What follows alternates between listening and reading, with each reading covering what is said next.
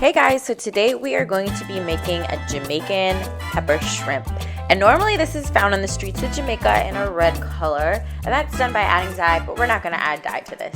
So here goes all of our ingredients, all nice and prepped. To our pan, we're going to add in our coconut oil, and while that's heating, let's mix up those seasoning into the shrimp and give that a good stir. To the oil, we're gonna add in our onion, scallion, garlic, and half of the pepper that we have. We're gonna save the other half of the pepper for later on. So give that a good saute and then throw your shrimp in there. And we're gonna let that saute for another 5 minutes.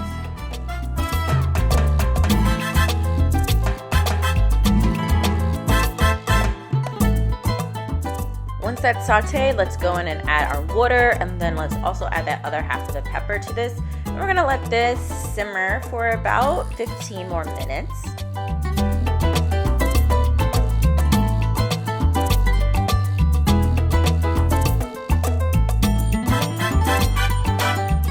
Once your shrimp are nice and cooked, we're gonna throw in that butter and let that melt and give that a good stir for a couple of minutes. And there you have it, your pepper shrimp.